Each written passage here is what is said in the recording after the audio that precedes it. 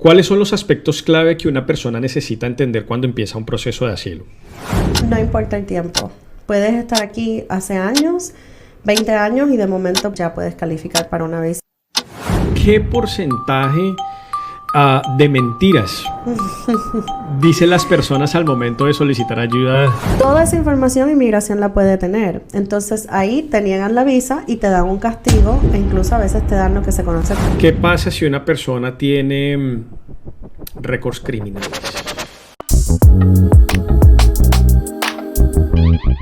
Gracias como siempre a cada uno de ustedes que siempre están conectados con estos temas, y hoy damos un paso adelante con el tema de migración, porque aquí en Estados Unidos siempre se manejan estos temas año tras año y de alguna manera siempre se van poniendo un poco más duros, más calientes. Y qué más oportunidad tener esta ocasión a la abogada Josie Rivera Cruz. Ella muy atentamente decidió aceptar esta entrevista para que nos haga un panorama de cómo es todo este proceso. Abogada, bienvenida, ¿cómo te va? Muchas gracias, todo bien, gracias por la invitación. Un placer de verdad tenerte por aquí en el podcast Conecta Ya, y de alguna manera dije, vamos a empezar a hacer una estructuración de cómo se están dando los temas migratorios. Pero antes de eso, abogada, cuéntanos un poquito de dónde vienes tú, cómo arrancas todo este proceso en el mundo de la abogacía y particularmente con énfasis en el mundo de la inmigración. Pues yo soy de Puerto Rico, estudié mi universidad y la escuela de Derecho también en Puerto Rico.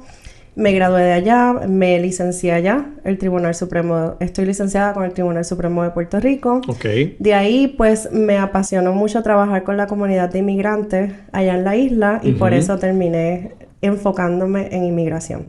Sí, estábamos conversando previamente que haces la licenciatura, de abogacía y demás, y después ya haces un examen ahí en la corte. Sí. Y ya después de ese examen, ahora sí ya empiezas a ejercer oficialmente como abogada, ¿es así? Sí, así funciona en todos los estados, y en Puerto Rico, aunque no somos un estado, somos parte de Estados Unidos. Okay. Y tenemos el mismo sistema. Qué bueno. Yo estaba analizando y mirando revisando un poco de tu perfil, y siempre estuviste muy interesada en ayudar a la comunidad. Sí. ¿Y qué veías? ¿De dónde te sale como ese ánimo de empezar a unir fuerzas para justamente velar por los derechos de estas personas? Creo que desde mi crianza veía a mi mamá fue maestra en Puerto Rico por muchos años en la escuela pública, estaba bien envuelta con las comunidades, ayudando. Siempre fui parte de pro bono, organizaciones sin fines de lucro, tanto ambientales y luego ya con la comunidad de inmigrantes. Pues qué bueno, abogada, que tú tengas ese espíritu. Y bueno, entremos en materia. Voy a hacerte un par de preguntas, y para poner en contexto, ¿cómo estás viendo el tema migratorio actualmente aquí en los Estados Unidos, partiendo de que ahora en junio ya la decisión del presidente Joe Biden de decir, no voy a permitir que crucen más personas en la frontera? ¿Cómo reciben ustedes los abogados de inmigración esta noticia? Bueno, no nos sorprendió, es algo que se ha estado cocinando por estos últimos meses. Lo que sí nos sorprendió fue lo rápido que implementaron la orden ejecutiva. Pero por lo mismo tanto, porque ya llevan meses internamente hablando sobre cómo se van a preparar para implementarla. Así que la orden ejecutiva entró en vigor en la madrugada del miércoles, entonces, de esta semana. Realmente para nosotros hay demasiada, el sistema está evaporado, está abrumado. Así que cuando siempre dicen que están limitando la entrada de personas indocumentadas por la frontera sur con México, por lo menos en mi práctica, yo no veo realmente una disminución de casos o de personas que nos contactan. Así que yo me quedo, de verdad están limitando la entrada. Claro. Igual todavía, si utilizas la aplicación CBP One y pasas por un proceso en la frontera, vas a poder entrar si estás pidiendo asilo, buscando refugio, etc. ¿Qué es la aplicación CBP One? La aplicación CBP One, Inmigración la estuvo desarrollando, y es una aplicación que bajas en tu teléfono celular cuando ya te encuentras en un pueblo fronterizo con Estados Unidos, en el lado de México. Llenas una solicitud o una aplicación y ellos te dan una cita con un oficial de inmigración, te hacen varias preguntas, revisan tus documentos y te dejan entrar con un parol o un permiso especial.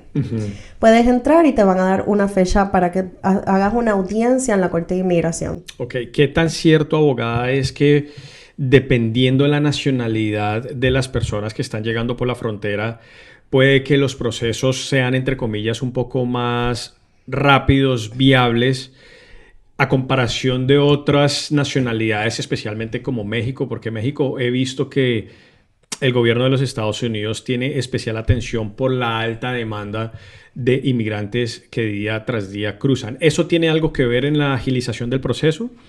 Sí, cuando estamos hablando de países latinoamericanos y no del resto del mundo, ¿verdad? Porque inmigración ahora está enfocándose en países como Ucrania, en países como Irán, lo que está pasando, el conflicto en Gaza, Israel, etcétera. A esos casos le están dando mucha prioridad. Ok. Tanto en asilo como en paro humanitario, todo eso. Ahora, lo que son todos los países latinoamericanos, los mexicanos siempre van a tener desventaja porque por la cantidad de personas que cruzan, aún poniéndole, ¿verdad?, muros, etcétera, es una cantidad de personas tan grande que el gobierno tiende a limitar el paso de los nacionales mexicanos. Sin embargo, países que tienen una inestabilidad política humanitaria como lo son Cuba, Venezuela, Haití y Nicaragua, las personas que vienen de estos países no es que la tienen más fácil, pero según mi opinión, inmigración los procesa de una forma más rápida por cómo está el país. Por otro lado, también estos 4 países tienen un proceso que se llama parol humanitario, donde ellos pueden emigrar a Estados Unidos de forma legal en avión o por carretera sin necesidad de llegar a la frontera y venir de forma indocumentada. Claro, y es que eso también es otro tema de que hay veces se está confundiendo de que la única manera de repente de poder llegar aquí y empezar un proceso migratorio es a través de la frontera, porque en Latinoamérica también se está dando mucho voz a voz de que vámonos por la frontera, que allá nos van a dar papeles. Nos entregamos y allá dan papeles. Abogada, ¿cuáles son tus especialidades? Háblame un poco de, a lo largo de tu trayectoria como abogada, tradicionalmente, ¿qué tipo de casos, qué tipo de visas y qué tipo de procesos has manejado? Mi enfoque siempre ha sido la representación en la Corte de Inmigración, que se conoce como defensa de deportación. Okay. Las visas humanitarias, que son visa U, visa T, VAWA. Peticiones familiares, que es cuando ciudadanos o residentes de Estados Unidos quieren hacer peticiones para sus familiares inmediatos o no inmediatos para que vengan a Estados Unidos o arreglar aquí dentro. También la visa juvenil, la trabajo mucho, que es para menores de 18 años. Ok. Y en eso es que yo he enfocado mi práctica. Y asilo. Y asilo político. Eso es casi 98% de mi práctica. Es decir, que ahora el asilo político se convirtió como en la prioridad porque son la mayor demanda de los casos que las personas actualmente están dando, ¿verdad? Sí. Cuando arrancas este proceso de asesorar a las personas en los temas de asilo, ¿con cuáles son las mayores dificultades que las personas empiezan este proceso con mucho miedo, sobre todo? ¿Cuáles son los aspectos clave que una persona necesita entender cuando empieza un proceso de asilo? Yo pienso que cualquier persona, no solo los que están haciendo asilo, tienen que evitar escuchar a todo aquel que le habla, tanto en las redes sociales como amistades, el primo de fulano, porque tendemos a escuchar y no hay un solo caso de inmigración que sea igual que otro. Aunque usted tenga los mismos datos, sea el mismo reclamo de asilo, sean una familia, cada caso es diferente. Por supuesto. Y eso en la práctica, en los años que llevo, lo he visto y lo he confirmado. Lo primero es que dejen el miedo y lo que más escucho yo a diario es: no me quiero presentar a mi cita con ICE o no me voy a presentar a mi audiencia en la corte porque tengo miedo de que me deporten o me detengan. Okay. Y ese es el primer error, porque usted se le está dando la oportunidad de entrar a Estados Unidos para que usted lleve un proceso y ellos tienen unos requisitos. Uno de esos requisitos es que usted se reporte con ICE, que son los oficiales de deportación, y que usted vaya ante un juez o una jueza de inmigración. Y ahí qué bueno hacer una anotación, abogada, porque hay mucha confusión también. Si una persona cuando entra por avión tiene derecho también a un asilo político, y cuando entra por la frontera, desde luego que también tienen acceso a un asilo político, pero ¿cuál es la diferencia y cuál puede ser el camino más beneficioso? Es decir, de repente las leyes migratorias benefician a una persona que de repente llega con una visa o por avión.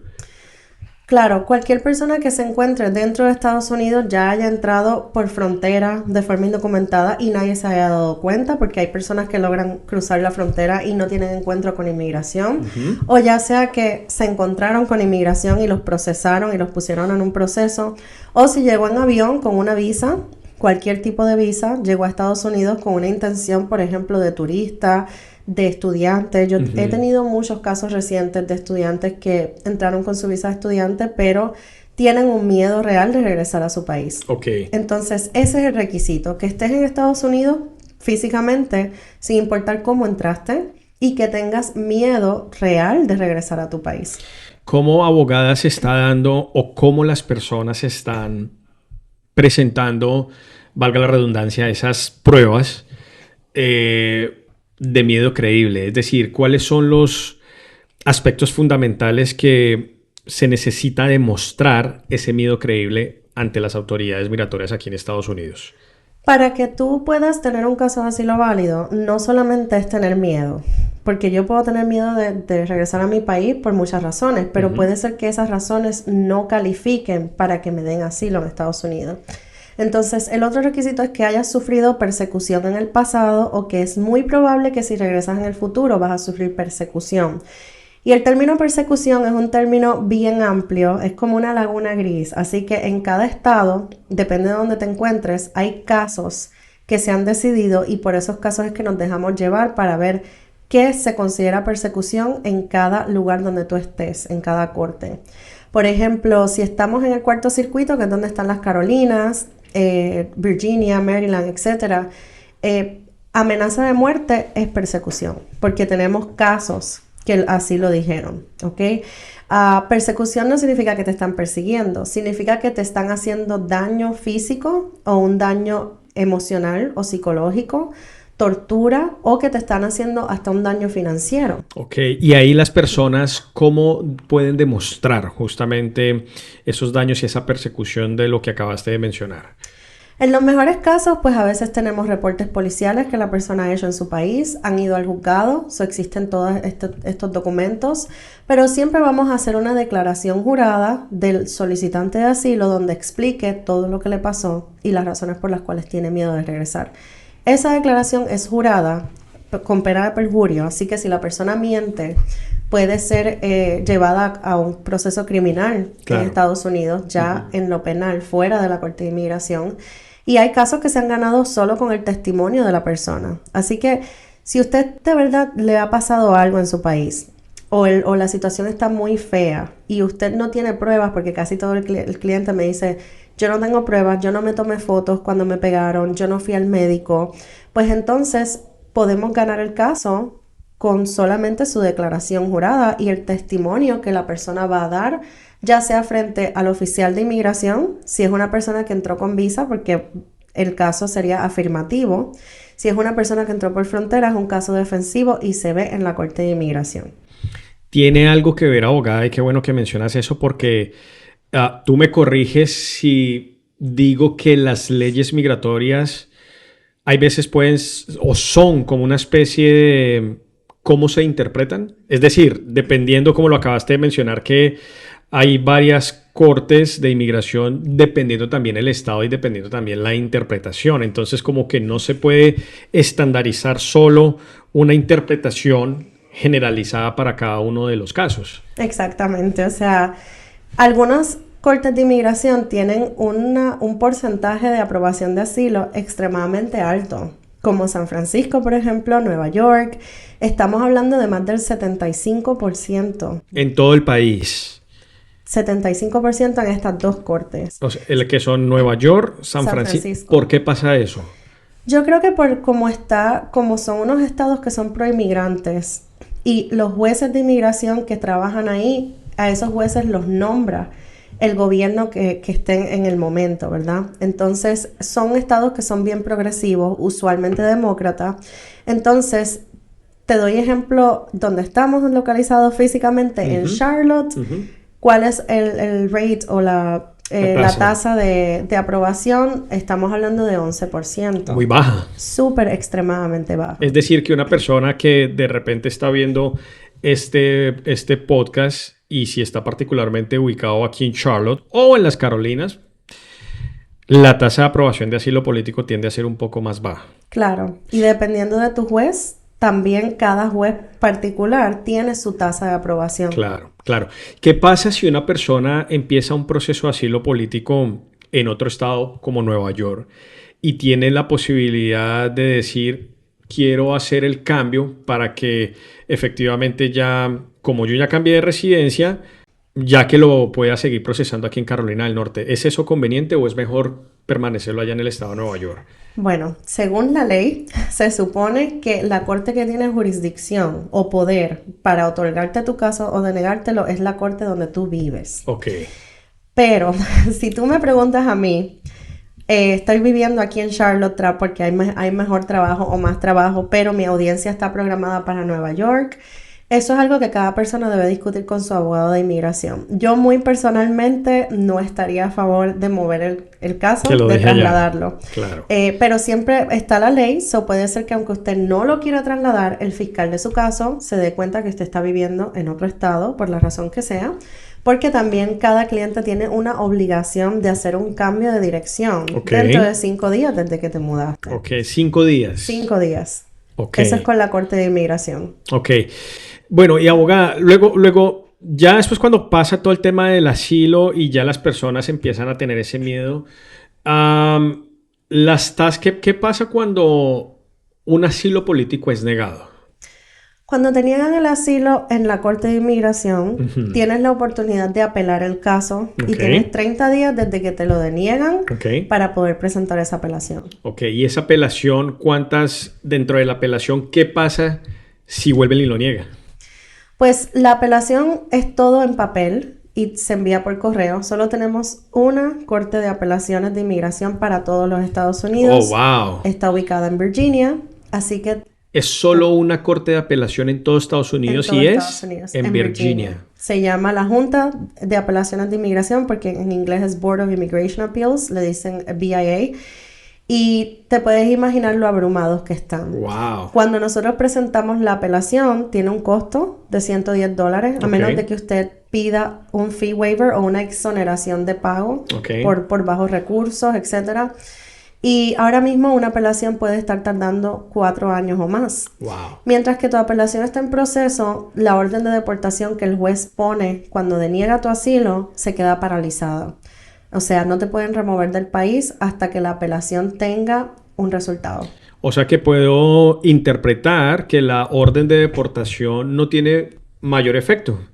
Exacto, en ese momento. Pero si te deniegan la apelación, ya la orden de deportación se activa, por decirlo así. Claro, pero hay un lapso de 4 años, de 3, 4 años, mientras que vuelve otra vez. O más. O hasta más años. Y durante ese tiempo pueden continuar renovando su permiso de trabajo. También.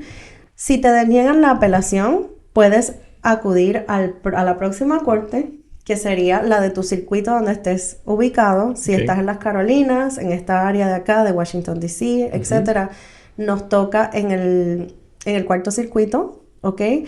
Y es básicamente otra apelación. Esos casos son mucho más difíciles y requiere abogados que estén licenciados para practicar en la corte del cuarto circuito. Ya son especializados. Sí, y en la mayoría de los casos los clientes ya dejan el caso ahí cuando le deniegan la apelación, no quieren continuar hacia arriba, ¿verdad? Abogada, ¿cómo es el proceso de la representación de los clientes en las audiencias de inmigración? Porque esa también es otra pregunta que muchos nos hacen, ¿no? ¿De qué manera yo puedo tener la posibilidad de que una abogada me represente y cuáles son los efectos? Porque pues todas las personas necesitan tener de alguna manera como un resultado positivo. Entonces háblanos un poquito de cómo es justamente esta representación de los clientes en la corte. Bueno, las personas que están en la Corte de Inmigración no tienen derecho a servicios legales gratuitos ni representación gratuita, es bajo su propio costo. Hay varias organizaciones sin fines de lucro en Estados Unidos que van a tomar casos están también súper abrumados, no tienen mucha capacidad para tomar casos de forma gratuita, así que el cliente tiene que buscar la otra alternativa, que es un abogado privado. Ok. Una vez el cliente para la primera audiencia puede ir solo o sola y pedirle más tiempo al juez para poder buscar un abogado, localizar un abogado que quiera tomar su caso y que el cliente también pueda pagar. Claro, tiene que ser que tenga un poco de recursos económicos justamente para llevar a ese tema. Bueno, abogada, estamos hablando única y exclusivamente por ahora del tema de los asilos, ¿no? Ahora háblanos un poco de cómo es y qué otros métodos o qué otros procesos migratorios o qué tipos de visa regularmente tú has venido trabajando para ayudarles a aquellas personas que están interesadas en regularizarse en este país con el propósito siempre de llegar a una residencia, una green card, que ese es el propósito, ¿verdad? En mi práctica, nosotros lo más que yo veo son visas T, visas U, VAWAs, peticiones familiares y visa juvenil. La visa juvenil. Sí. Fíjate que también me están haciendo muchas preguntas diciendo, ¿qué pasa si una persona tiene récords criminales? Si la persona tiene récord criminal, siempre tenemos que ver en qué estado ocurrió el delito, cuál fue la sentencia o cuál fue la resolución del caso, para determinar si esa persona es inadmisible a Estados Unidos, o sea que no puede ajustar o arreglar estatus, si es deportable, porque si tú tienes una green card, ya eres residente de Estados Unidos, correcto, puedes ser deportado todavía si cometes un delito que te hace deportable bajo la ley de inmigración. En muchos casos, como visas humanitarias, por ejemplo, lo que es la visa T, visa U, que son para víctimas, la visa T es para víctimas de tráfico humano y la visa U es para víctimas de crímenes, según una lista que inmigración tiene de crímenes que cualifican. Usualmente para esos crímenes tiene que haber violencia envuelta. O sea, si usted le robaron su carro y usted no estaba ahí, eso no va a calificar para una visa U, claro, ¿verdad? Esos casos vienen con un perdón que a mí me encanta, porque es un perdón que te perdona todo.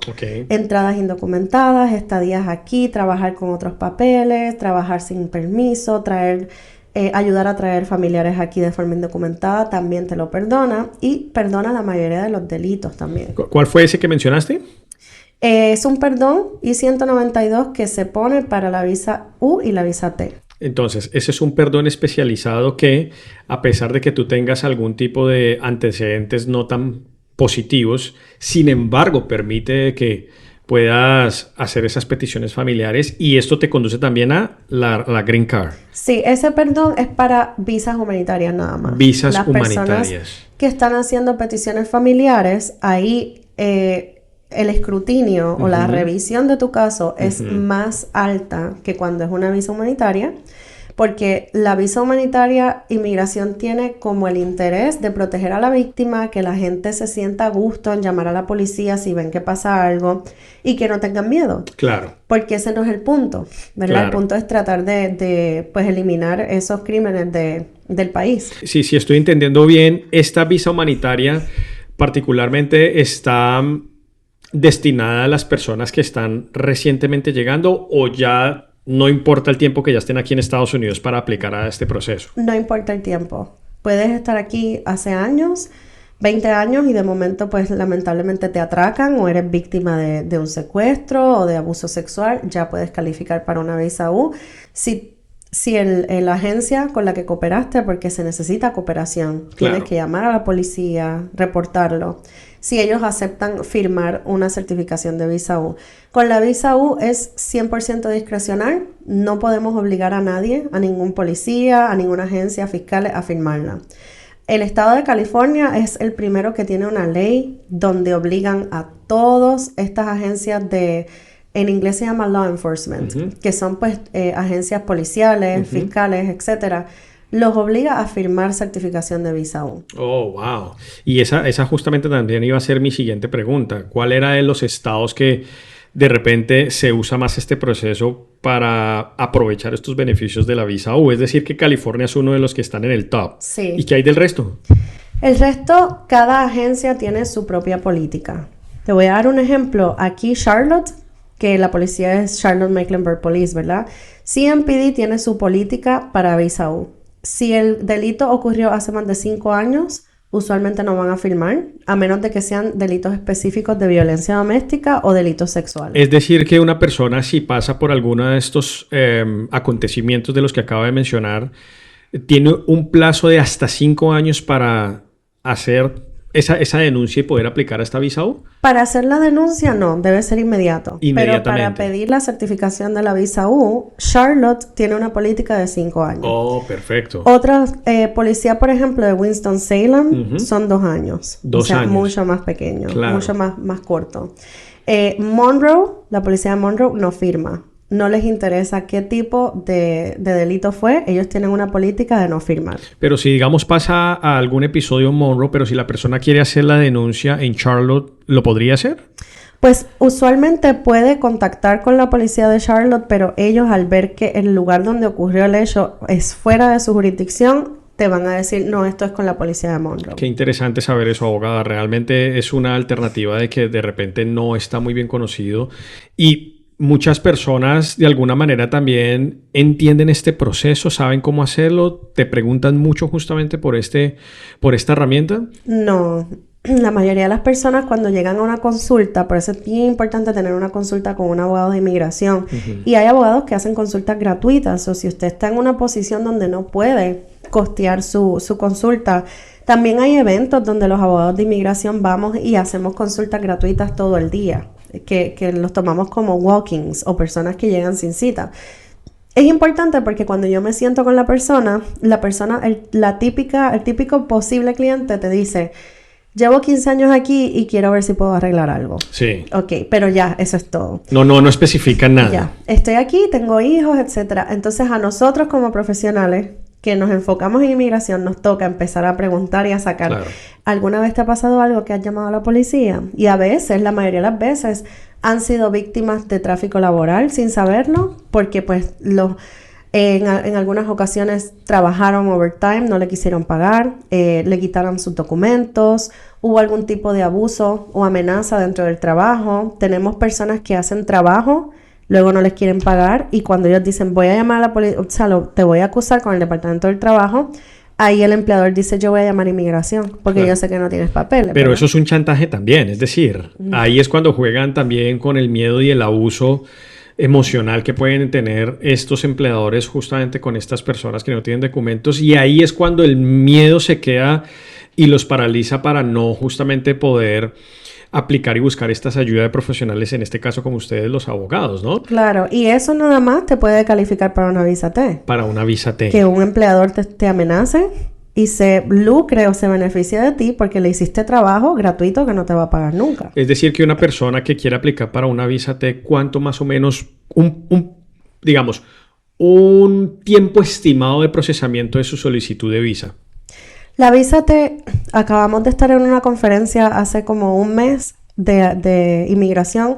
Ahí estaba personal de inmigración, o sea, empleados hablando y nos dijeron que la visa T está tomando promedio 16 meses y medio desde que la presentas hasta que te la aprueban. Pero es rápido. Sí. Es decir, no, yo estaba convencido que era más de 4 o 5 años. La visa U sí, pero la visa T no. Wow, eso es una muy buena noticia. Muchas personas que son víctimas de violencia doméstica o de violencia intrafamiliar, no necesariamente de una pareja, podrían calificar también para una visa T porque se puede hacer un argumento de que esa práctica, ¿verdad?, de maltrato dentro del hogar podría calificar como tráfico. Claro. Y fíjate que acabaste de mencionar algo importante que es cómo de alguna manera podemos educar, cómo podemos hacerle entender a las personas poco a poco, digamos, en los términos más prácticos para que ellos entiendan qué hacer, cómo hacer, qué pruebas tener y cómo acercarse a los profesionales. Porque yo creo que de repente el miedo está es porque no hay conocimiento y no hay suficiente preparación para que estas personas entiendan de que este proceso migratorio justamente podría ser muy beneficioso para ellos. Claro, si la persona que se encuentra en Estados Unidos, si está en un ambiente seguro, porque tenemos víctimas que viven con su abusador. Wow. Y puede ser altamente peligroso pedirle nosotros a esas personas, mira, pues llama a la policía. Solo la persona que está en ese ciclo de abuso conoce hasta dónde podría llegar ese abusador. Claro. Entonces, como profesionales, tampoco yo puedo decirle, por ejemplo, a un hombre, a un esposo que está siendo maltratado por la esposa, que tengo muchos de esos casos, y hay hombres que no, a veces no se atreven, o por el orgullo dicen, ay, ¿qué van a pensar que yo me estoy dejando maltratar, etcétera? Pero tengo muchos casos de hombres que están siendo abusados por sus parejas mujeres y parejas hombres también. Estos casos también abarcan a personas que son homosexuales y están casados con su mismo género y tienen miedo. Obviamente no se les puede obligar a que hagan un reporte, etcétera, pero depende de su situación. Hay maneras de reportar de forma confidencial, hay maneras de ayudarlos a hacer un plan. Pero si están siendo víctimas de un crimen o son víctimas de un crimen o de algún tipo de abuso, ya sea en el trabajo, etcétera, siempre llame a la policía. Si usted se siente bien en un lugar seguro y si piensa que ese reporte le va a traer alguna repercusión, que esa persona se va a querer vengar de usted, así mismo se lo tiene que decir a la policía para que ellos lo ayuden en un programa de protección de víctimas, quizá. Claro, abogada, honestamente quedo un poco anonadado, quedo un poco como sorprendido porque pues estos procesos de alguna manera apalancan mucho a las personas y de alguna manera no se tiene conocimiento como lo mencionaba y eso ahí hace que pierdan las oportunidades. Ahora, dando un giro un poco más, abogada, ¿cuáles de pronto podrían ser los siguientes desafíos de cara a lo que está pasando con todo el tema migratorio? Y yo podría decir que las leyes migratorias, al fin y al cabo, si tú las conoces, si tú te asesoras de un abogado profesional, podría beneficiar mucho a aquellas personas y no propiamente quedándose en solo de que mi esposa me va a pedir, mi esposo me va a pedir, o solo un ciudadano americano. Entonces, digamos que hay otras alternativas para poder hacerlo, ¿no? Claro. Hay muchas maneras para arreglar que muchas personas no conocen. Como te digo, llegan a una oficina con una idea. Quiero que me pida mi esposa. Pero para eso tienes que estar con un profesional que vea tu caso. Si tienes deportación, múltiples entradas, no vas a poder arreglar, aunque te casaste con una ciudadana o un ciudadano. Claro. Entonces, los desafíos que yo estoy viendo para lo que queda de este año, y seguramente después de noviembre, porque es año de elecciones, primero, preveo que van a haber muchas deportaciones expeditas en la frontera de personas que llegan intentando cruzar de forma indocumentada y no van a poder pasar una entrevista de miedo creíble, no van a poder demostrar un caso de asilo. Hay muchas personas que solo vienen porque quieren tener una mejor vida, pero no aplican para asilo. Y cuando le hagan esas preguntas, seguramente los van a regresar. También, si tenemos un cambio de gobierno en noviembre, la cosa se va a poner difícil, porque en este cuatrenio hemos tenido buenos resultados. Por ejemplo, tenemos TPS para Venezuela. Ya se lo han dado 2 veces. Lo han redesignado. Lo están extendiendo. Crearon el parol humanitario para que personas de estos 4 países, ¿verdad? Haití, Cuba, Nicaragua y Venezuela, puedan auspiciar a sus familiares para que vengan aquí, estén en un lugar seguro, tengan permiso de trabajo, etc. Hemos podido cerrar muchos casos de inmigración que no tenían mucho mérito y que sabíamos que no íbamos a poder ganar en la corte. Así nos evitamos la orden de deportación. Esa persona puede quedar aquí en el país trabajando como normalmente. También hemos podido reabrir muchos casos donde tenían orden de deportación porque hace 10 años no se presentaron a su audiencia, por ejemplo. Todas estas cosas, yo preveo que si hay un cambio de gobierno en noviembre, se acabaron. Se acaba. Yo te voy a hacer una pregunta, abogada, y quiero que me des tu opinión respecto de que efectivamente en estos últimos 4 años han llegado muchas personas y han tenido el privilegio de poder empezar un proceso migratorio, ¿ok? Pero ¿qué hay? ¿Qué hay detrás de más de 11 millones de personas indocumentadas aquí en los Estados Unidos que llevan muchos años aportándole a la economía desde cualquier punto de vista, ¿ok? Más allá de que si es por miedo o no es por miedo, ¿por qué de repente no se le da un poco más de diligencia a estas personas que ya están aquí y sí se le da un poquito más de diligencia a las personas que están entrando por la frontera? Pero no significa de que las personas que están entrando por la frontera no lo merezcan, ni más faltaba. Es simplemente que hay una contradicción en la política migratoria de poner sus esfuerzos y su enfoque hacia una mirada, pero aquí dentro también está pasando algo y de repente no se le está prestando atención de eso. ¿Qué opinas respecto a eso? Eso es algo que a mí me molesta mucho. Desde que yo comencé en esta faceta, ¿verdad? De trabajar con inmigración hace más de 11 años. Siempre, cada político, cada candidato de cualquier partido siempre prometen que van a hacer una reforma migratoria, que van a buscar una ayuda para estas personas. Nadie lo ha hecho, ningún partido político, ningún político.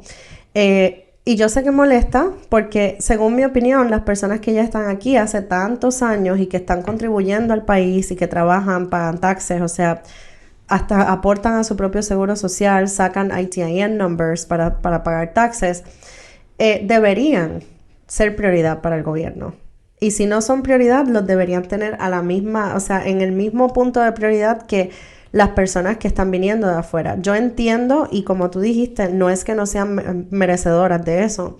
Estos países a los que se les ha dado el TPS, el paro humanitario, son países que están pasando por una crisis tanto política como una humanitaria terrible. Y personas que arriesgan su vida y la de su familia porque es tan insoportable vivir en su país, porque las condiciones no son las mejores y están buscando escapar. Los gobiernos son los que están realmente persiguiendo o maltratando o abusando al pueblo, ¿verdad? Yo estoy muy a favor del paro humanitario, del TPS y todo eso, pero entiendo que ya es hora de hacer una reforma migratoria o de darle un camino, claro, por lo menos hacia un permiso de trabajo, un permiso de viaje, que estas personas que llevan tantos años aquí no tienen récord criminal, tienen hijos nacidos aquí, hasta se han casado con ciudadanos, ciudadanas residentes, deberían tener algo. Claro, y que se les dificulta más poderse formalizar, ¿no? Ahora, con el tema ya que estabas mencionando el tema del TPS, ¿crees que el TPS también sería una muy buena oportunidad para conducir a estas personas hacia la residencia? Pues solamente los que son de Cuba se pueden beneficiar cuando hay algún tipo de paro humanitario. Para Cuba no hay TPS, pero está la ley de ajuste cubano todavía. La ley de pies secos, pies mojados ya no existe desde los tiempos de Obama, pero la ley de ajuste cubano sí existe.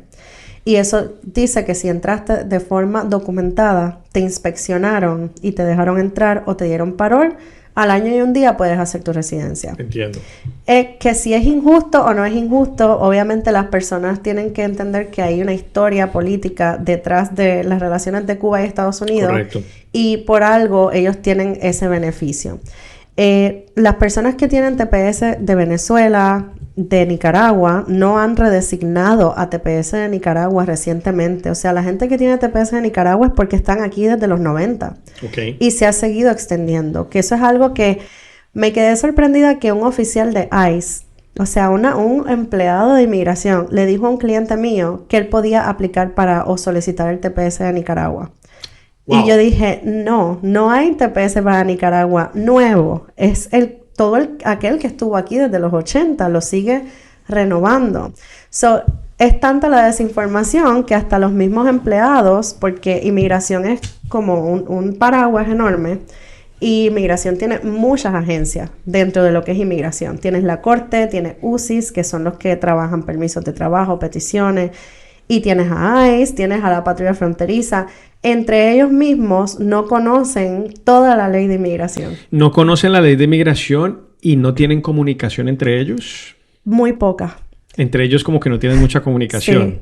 Para decirte que a veces estamos en la Corte de Inmigración defendiendo a un cliente y el fiscal o el mismo juez dice, pero si se casó con ciudadana puede arreglar. Y yo, no, porque ya tiene todas estas entradas, no puedes arreglar. Entonces es una desinformación que realmente a quien único afecta es a la persona que no tiene documento. Claro, y esa deficiencia en la poca comunicación y en la interpretación o desinformación que existe entre cada una de estas agencias, en efecto la persona es la que está perjudicada. Ahí, antes de empezar a mirar si se necesita una reforma migratoria estructural, lo que se necesita es hacer una reforma en el sistema migratorio interno de por lo menos que estas agencias se puedan comunicar. Claro. Y ellos tienen acceso a los documentos y obviamente a los expedientes de cada persona que emigra a Estados Unidos. El problema es que yo veo también últimamente ellos han contratado mucho personal porque la pandemia nos trajo un atraso increíble en los casos de inmigración. Imagínate un perdón de una persona que se casó con ciudadano y está haciendo su perdón, está tardando entre 3 y 4 años. Un perdón. Un perdón. Es decir, una persona que está aquí en Estados Unidos se casa con un ciudadano o ciudadana americana, lleva 4 años sin documentos, empieza la solicitud, ¿cierto? La petición familiar. Sí. Ese perdón está durando 4 años y ese perdón la persona lo puede solicitar estando aquí en Estados Unidos. No tiene que salir. Sí, tendrá que salir cuando le aprueben el perdón. Tiene que salir. O Sí, sea, le tiene que aprueban el perdón y la persona se tiene que ir. Sí. ¿Y cuánto tiempo tiene que estar la persona por fuera? Mis últimos clientes han estado entre 3 y 5 semanas afuera. Casi un mes. Sí. Y ya después ¿Y qué pasa con esas personas? O bueno, ¿se da también el caso de que los manden a esperar el perdón en los países provenientes de esas personas? Para este tipo de casos, si ya se determinó que tú aplicas para el perdón I-601A, que es el que esperas aquí dentro, no tienes problema. Después de que te lo aprueban, vas a tu cita en el consulado o la embajada en tu país, haces toda tu entrevista, te dan tu visa para que regreses a Estados Unidos sin problema. Ok. Ahora, si hay algo más en tu récord que no nos dijiste o que salió mientras estabas allá, cometiste un delito, algún fraude, etcétera, te pueden dejar allá y pedirte otro perdón Claro. que tendrías que esperar en tu país. Claro. De acuerdo a la experiencia que tú has tenido, ¿qué porcentaje de mentiras dicen las personas al momento de solicitar ayuda en tu oficina? Muy alto. Empezando por dar nombres falsos, porque alguien le dijo no des tu nombre. Por dar otra edad, otra fecha de nacimiento. Tengo hermanos que han venido a la frontera con el acta de nacimiento de sus hermanos que se quedaron en el país porque saben que a los menores de edad no los detienen, los procesan rápidamente, entonces a veces mienten sobre la edad. Al contrario, tengo otros que dicen, no, ya tengo 18, Claro. en vez de decir la edad. Claro, o sea, o quitan o ponen. Sí, tengo otros que, o sea, es que se ve de todo. Tengo Claro. personas que trabajan con ellos le dicen papeles chuecos. Ok. Son documentación falsa o fraudulenta que muchas personas venden y a veces sin saberlo estás comprando un número de seguro social que pertenece a un una ciudadano persona. de Estados Unidos. Claro. Y ahí eso es un fraude y ese delito es lo peor que puedes hacer para la ley de inmigración, que se llama reclamo falso a la ciudadanía de Estados Unidos. O sea, yo decir que yo soy ciudadana sin serlo es un delito grave. Claro. Incluso si eres residente permanente y de alguna manera, por ejemplo, votas en las elecciones de Estados Unidos, solo los ciudadanos podemos votar. Entonces, Correcto. si un residente, por alguna razón, por ignorancia, o alguien le dijo, ven, vamos a votar, te voy a llenar este registro, solo por registrarte a votar, ya es un delito. Wow. Wow. Es decir, que si las personas mienten en casos tan sencillos, de repente de un nombre, y de repente también mienten con el tema de la edad, pues no me quiero imaginar también de cómo van a mentir cuando una persona tiene delitos. También esconden entradas a los Estados Unidos. Eso lo veo mucho en las personas que están pidiendo visa de turista, que entraron por la frontera de Estados Unidos hace años, ponle tú 10, 20 años, y salieron sin que nadie se diera cuenta. Pero esas personas tienen un castigo. Aunque nadie se diera cuenta, si tú le dices a inmigración, yo estuve en Estados Unidos hace 10 años indocumentado y me salí. Pero si tú no divulgas esa información, la estás escondiendo y después sale esa información por alguna razón, abriste una cuenta de banco mientras estabas aquí, tuviste hijos mientras estabas aquí, toda esa información inmigración la puede tener. Entonces ahí te niegan la visa y te dan un castigo e incluso a veces te dan lo que se conoce como un ban, que es una prohibición para nunca poder venir a Estados Unidos. Los vetan para nunca más Exacto. volver a entrar a Estados Unidos. Sí. Abogada, hay muchos temas, como te lo mencionaba, y quiero ir redondeando y preguntarte cómo dos consideraciones. Uno, de que tú sabes que hoy por hoy las redes sociales entraron en esa faceta donde todo el mundo comunica, donde todo el mundo divulga información migratoria y hay veces no se tiene como una supervisión de un profesional. ¿Cuál es ese llamado para aquellas personas que de repente están en este modelo y de alguna manera entran a desinformar a las personas tras un like o tras una suscripción o cualquier otro tipo de modelos relacionados a esto de redes sociales. ¿Qué mensaje les das? Claro, las redes sociales pueden ser una herramienta excelente y positiva cuando las usamos correctamente, pero lo que yo estoy viendo es que hay muchos influencers, incluso personas que quizás no son abogados en Estados Unidos, pero trabajan con esto de llenar formularios o de asesorar a la persona, que de hecho en algunos estados esto es ilegal, la práctica de hacer eso si no eres abogado o abogada, pero en otros no lo es. Veo que es como ese llamado de histeria, de que me van a dar like, me van a dar compartir, me van a seguir y eso va a hacer que mi plataforma suba o crezca. Pero, o sea, ¿cómo llegaste ahí? Desinformando. Las personas que tienen, para mí TikTok ahora mismo es el principal, pero YouTube también está incluido, Instagram, Facebook. Tienes todos estos videos y esta información, incluso en la misma red.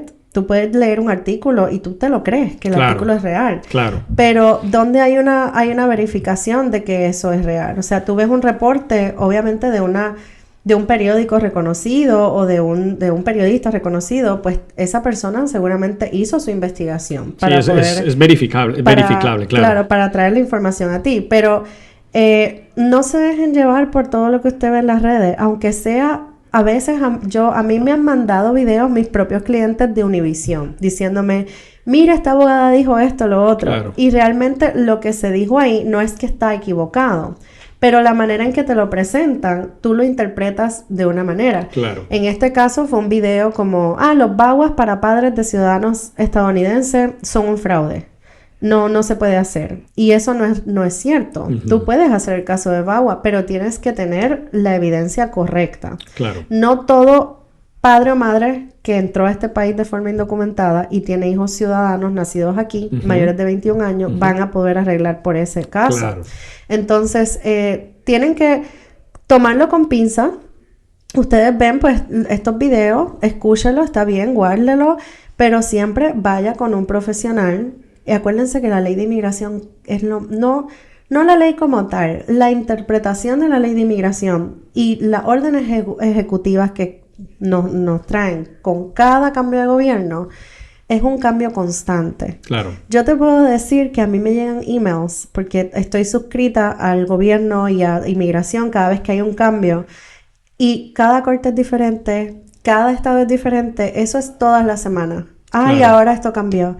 Los precios de inmigración subieron. Pero quitaron ahora no pagan los que están haciendo visa U, antes pagaban. Claro. O sea, es algo que tú tienes que estar constantemente estudiando. Actualizándote.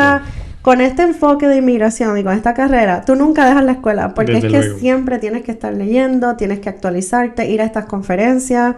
Y hay conferencias especializadas para cada tipo de caso también. Desde Entonces, cuando tú haces una consulta con un abogado o abogada de inmigración, otra cosa es que nosotros tenemos un requisito de tomar unos créditos al año, o sea, de tomar clase todos los años para mantener nuestra licencia. Entonces, eso es algo que cualquier otra persona que no está licenciada no requiere. Y yo no tengo nada en contra de los notarios, hay notarios buenísimos que hacen buen trabajo y se preocupan por la comunidad, pero hay otros que no. Incluso he visto, y esto es un problema bien horrible, recurrente, en Carolina del Sur, han hecho tantas solicitudes de asilo con historias creadas, que el notario le dijo, vamos a decir esto.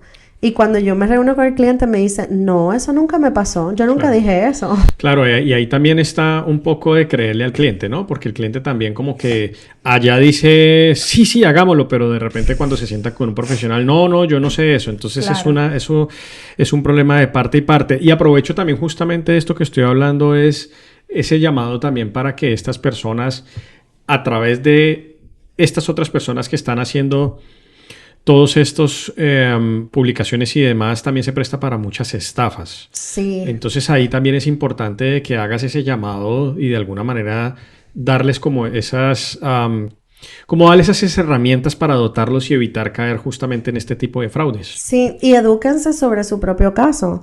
La mayoría de las personas con las que yo hablo me dicen, tengo permiso de trabajo. Y yo les pregunto, ¿basado en qué? o a base de qué es su permiso de trabajo, porque el permiso de trabajo en Estados Unidos siempre está colgado de una solicitud principal. No existe tal cosa como quiero un permiso, así de la nada. Necesitas tener algo. Y la mayoría de las personas me dicen, yo no sé. Claro. Yo solo sé que la persona que me ayudó, o el abogado, o el notario, me dijo que me podía hacer un permiso y aquí está. Cuando yo lo veo y veo la categoría y veo que es un C8, por ejemplo, es asilo en proceso. Claro. Y yo digo, ¿por qué una persona que ya lleva 15 años en este país está recién presentando asilo? Claro. Que algo que es bien importante y que se me olvidó mencionar. El asilo hay que presentarlo dentro de un año desde que tú entras a Estados Unidos. Claro, claro. Así que si ya llevas 20 años aquí, ese asilo, yo espero que es que las condiciones en tu país hayan cambiado de ayer para hoy. Y puede pasar. Tú puedes estar viviendo aquí 20 años y de momento en Ecuador hay una guerra civil. Claro. Y estalló hoy. Pues claro, esas personas pueden pedir asilo ahora basado en el miedo que tienen de lo que les va a pasar si regresan. Claro, ¿no? claro. Mucho material, abogada. Honestamente, creo que cada punto que has mencionado ha sido extremadamente clave para que las personas también apunten, tomen nota muy detallada justamente de todos estos tips que acabaste de dar y desde luego siempre ir con un profesional. Mira, yo te voy a hacer una invitación porque, mira, como lo acabaste de decir, se me olvidó decir porque tú sabes que estos temas de alguna u otra manera son extremadamente extensos y probablemente vamos a tener un poco más de tiempo en otra conversación para ir detallando punto por punto. No siendo más, agradezco mucho tu tiempo, abogada. Si quieres, por favor, menciona a dónde te pueden encontrar, cuáles son las plataformas y demás para que aquellas personas que están interesadas vayan y te consulten. Claro. Nuestra oficina se llama Rivera Immigration Law. Estamos localizados físicamente. Nuestra oficina principal está en Monroe, Carolina del Norte. Esto queda como a 30-45 minutos de Charlotte, que es una de las ciudades más conocidas. Nos pueden encontrar en TikTok como abogada Josie Rivera Cruz.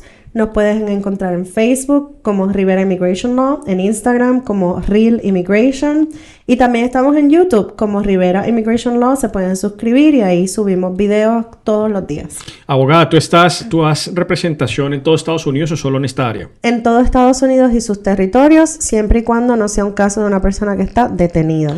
Perfecto. Yo estaba recibiendo muchas preguntas aquí. Eso lo vamos a dejar para un próximo episodio. Vamos a hacer una organización para responder preguntas para que las personas también tengan un poco más de contexto. De nuevo, mil gracias, abogada, por tu tiempo. Gracias por la invitación. A ustedes que si les gustó este episodio, como siempre, déjenos sus comentarios. Vamos a estar muy atentos para justamente también ir compartiéndoselos a la abogada. Era la abogada Josie Rivera de Rivera Immigration Law. Por favor, si les gustó este episodio, lo único que tienen que hacer es darle like, por supuesto, suscribirse y desde luego que lo más importante es compartirlo para que aquellas personas que han estado muy atentas o están interesadas en este tema, sigamos compartiendo y creando una comunidad. Muchísimas gracias por su tiempo.